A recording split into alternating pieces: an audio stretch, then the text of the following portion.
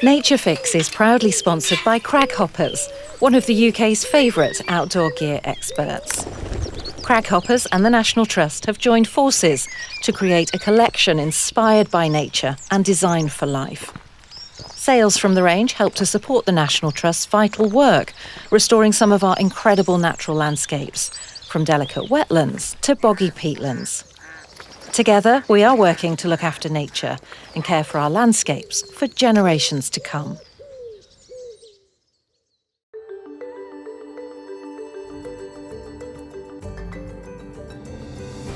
Hello and welcome to Nature Fix with me, Claire Hickinbotham.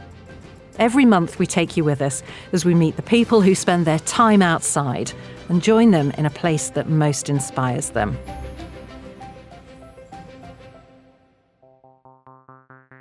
Today we're in the heart of South London to meet Lucy and Yas, the co-founders of a hiking group for LGBTQ+ women, trans and non-binary people. After posting a call-out on social media, their hikes were an immediate hit, creating a much-needed community in the outdoors. They now take over 200 people to natural wonders just a 2-hour or less train ride away from London. But it's not always a picnic. As we walk, we hear about soggy Doc Martens, a wedding that nearly leaves them stranded in Balcombe, and pride in unexpected places. I'm Lucy, I'm one of the co-founders of Dykes Hike. It's a LGBTQ+ women, trans non-binary people hiking group that we founded just over a year ago. I'm Yas, one of the co-founders of Dykes Hike. We're in the middle-ish of Clapham Common, kind of near the boating lake. I don't know if that's a boat making that noise. But yeah, there's lots of people out walking tonight. It's been a very rainy day, so I think people are making the most of walking their dogs now. It's not pouring with rain. You can hear a lot of noises all the time, a lot of ambulances going past. A few line bikes. A few near misses with the line bikes. It is pretty dark right now. It's quite cute because you can see all the lights. I was thinking actually, like, when you look that way, Clapham's looking quite beautiful and like the reflection of the water and stuff like that. But it is very dark. I'm grateful for all the street lights. You're much more optimistic about the dark nights than me. There's something I like about the dark. Just really like being part of something and seeing how many cars are constantly travelling. And when I was little, I used to live in the middle of nowhere, and I'd wake up in the middle of night and I'd still be able to hear some cars go past, and I would be like, okay, someone else is awake at the moment. And it kind of feels like that, where you're like in the middle of something, but you know there's still everyone out there living their own life. It does feel like that when you can see, I don't know, a big distance or see loads of cars go by, a lot of life being lived around here. Last year, one of my main New Year's resolutions was that I just kind of wanted to meet more queer people. So I joined a basketball team for queer people, and that's where I met Yas. And I remember we did the session, and I'm just like not very gifted in the sports world, but I do really enjoy it. But I remember like just feeling like it was really fun. It didn't really matter if you were good or you were bad. And I met Yas literally, was it the first week? Like we literally went to the pub. It's funny because you said before that you saw me and thought I wanted to be your friend, but I saw you and I was like, I wouldn't be Yaz's friend. Aww. Yeah, we just started seeing each other every week at basketball, and to be honest, like we organised a hiking group. I don't think we'd ever hung out outside of basketball. We just sort of started it half as a joke, and we were like, if nothing else, we'll just go for a nice walk. Yeah. Some of it was I'd moved to London not that long ago, but I started to realise there's so many places that are so close to London that are really easy to get to, and I wanted to see them. But also just wanting to meet new people and get outside.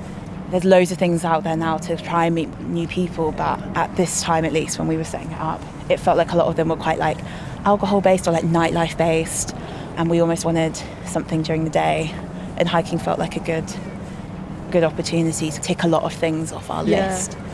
We both wanted to do more hiking, but we just wanted to do it with the kinds of people that we would play basketball with. And we were like, wouldn't it be great just to go hiking but with this lot? And kind of funny, we were at the pub chatting about it, and there was a few other people at the table that were like, yeah, we'll go on the hike.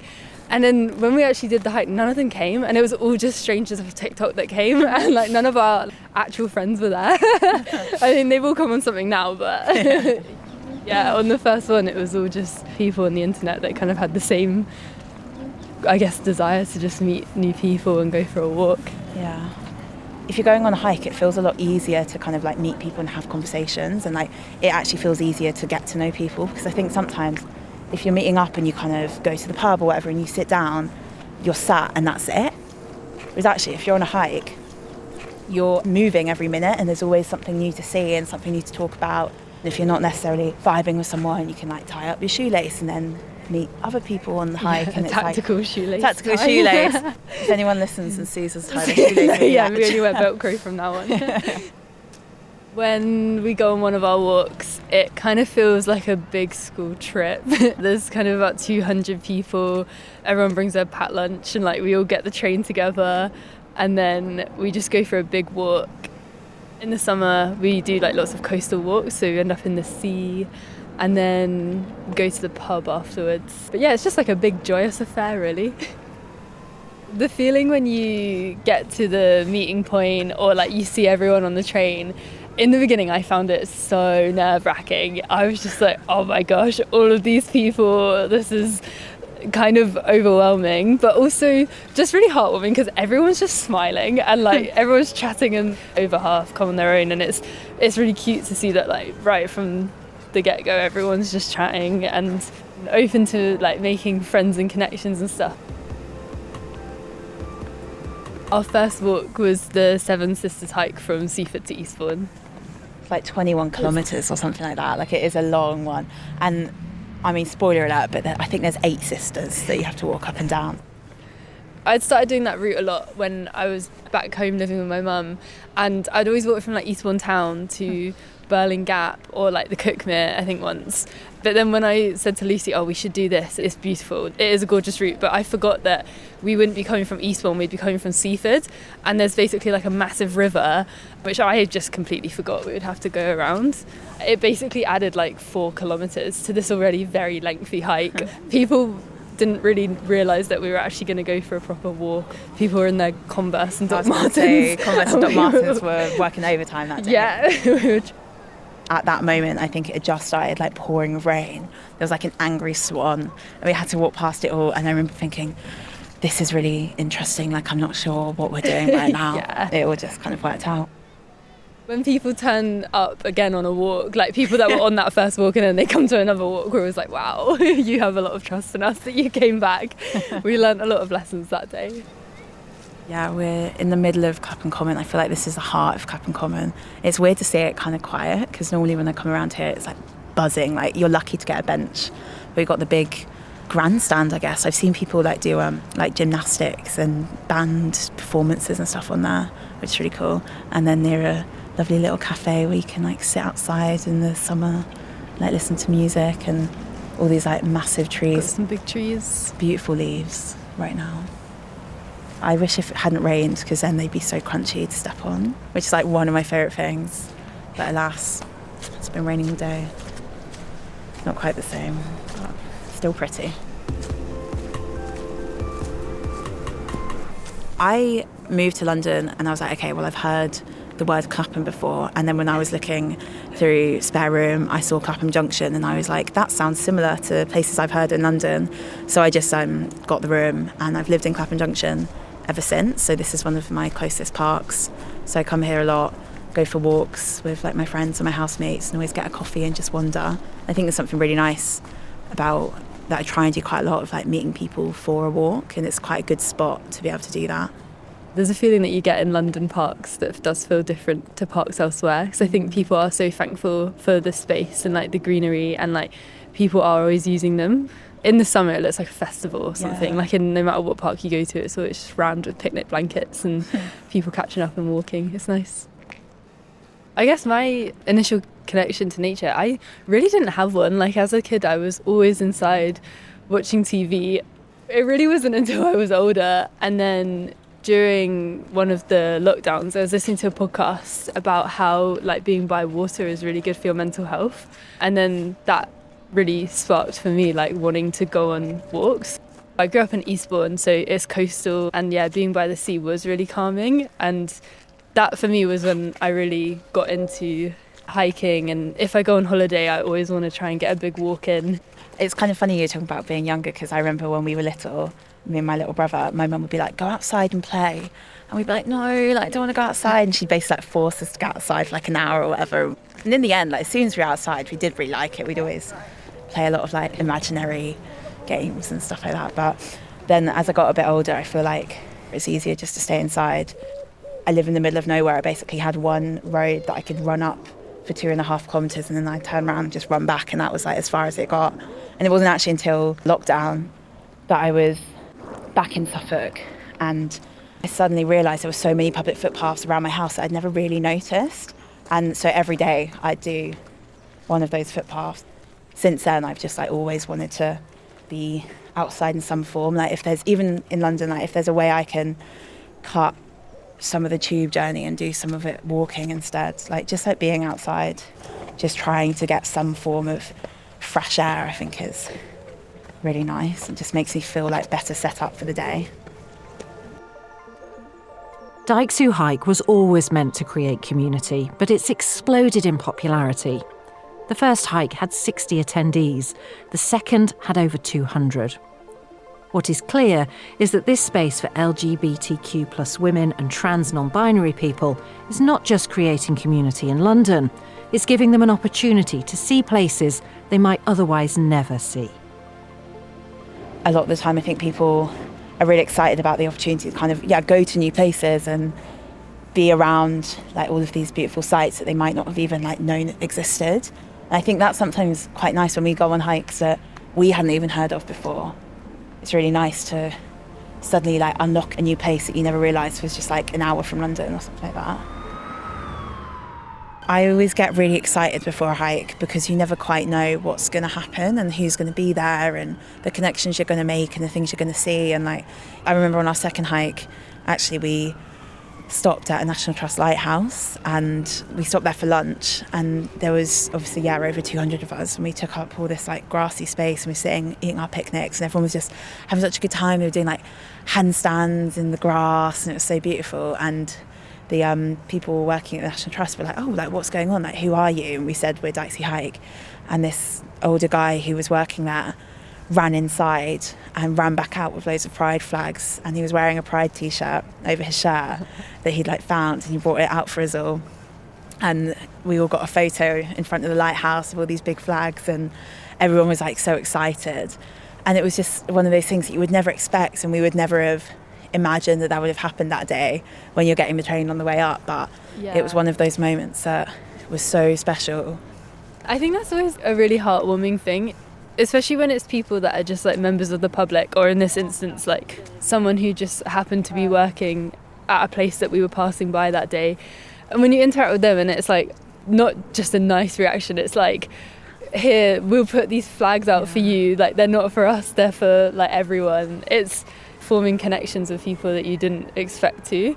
I think those are like really heartwarming moments for me. Yeah, that's really special. We just get so many nice comments of people saying that they just feel really like thankful for the space. Because a lot of these places are just like small towns and they'll have like 1 or 2 pubs in them.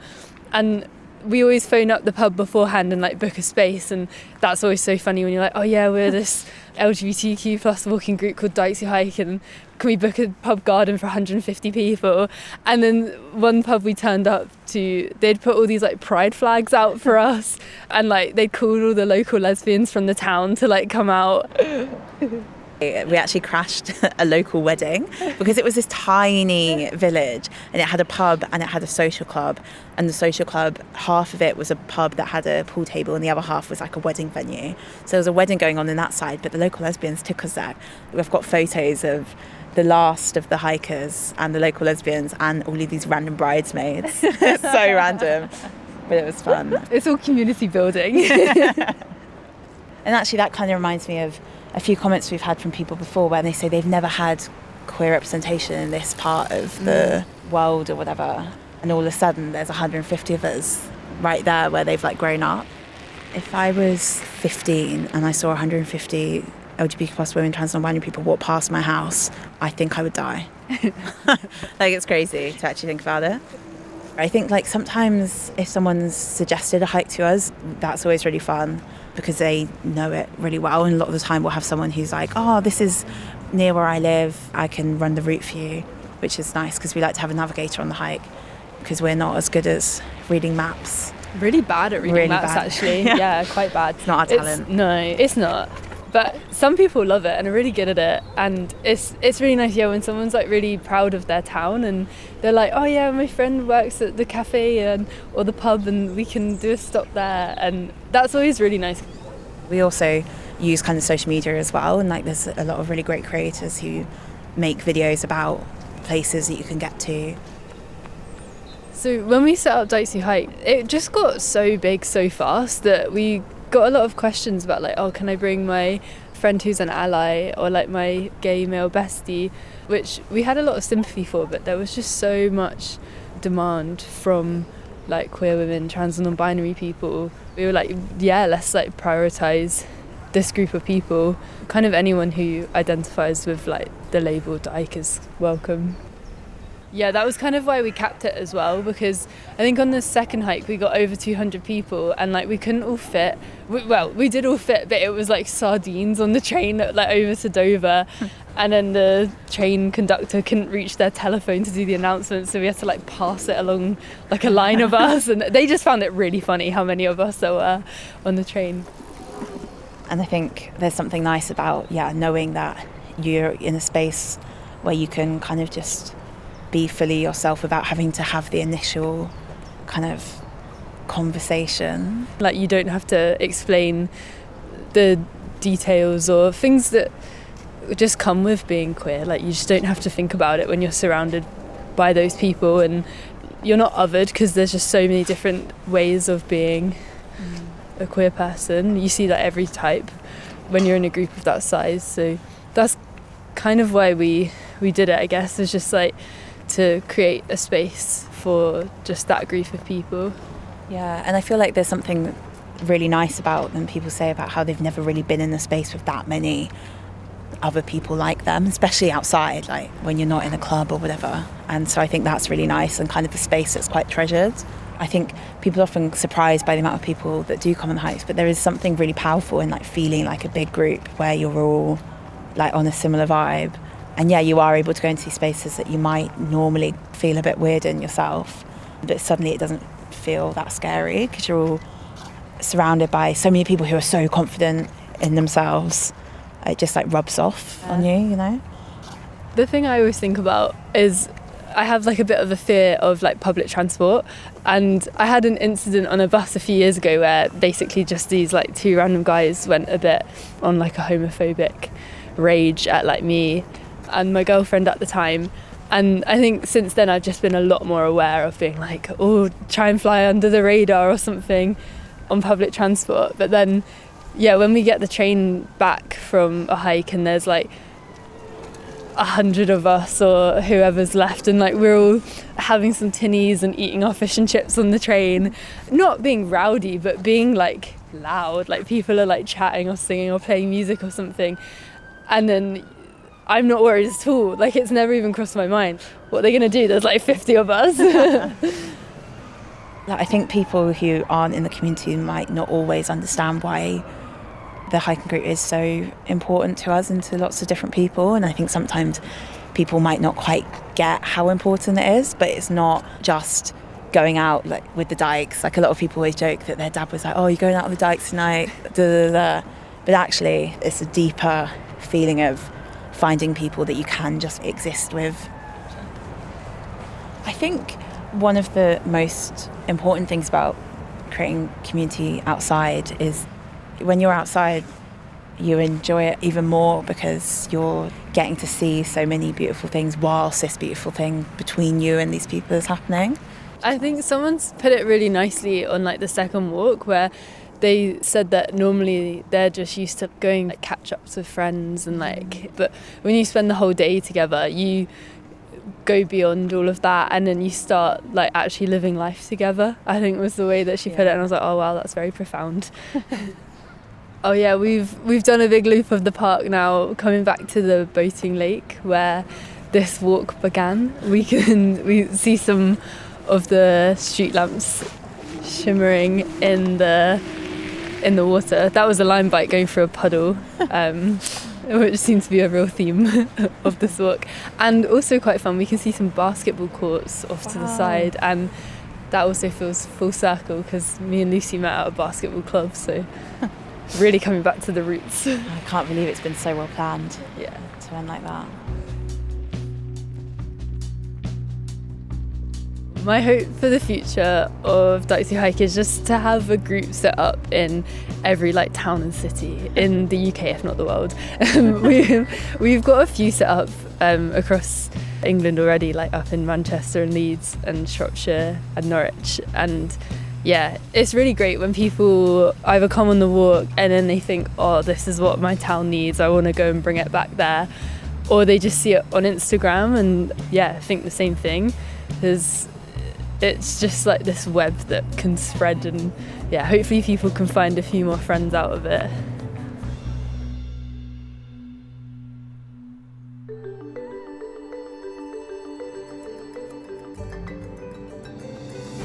Thanks for listening to this episode. Here's a quick message from Craghopper's, our series sponsor. If you're planning winter adventures, why not check out our latest National Trust collection in stores and on our website.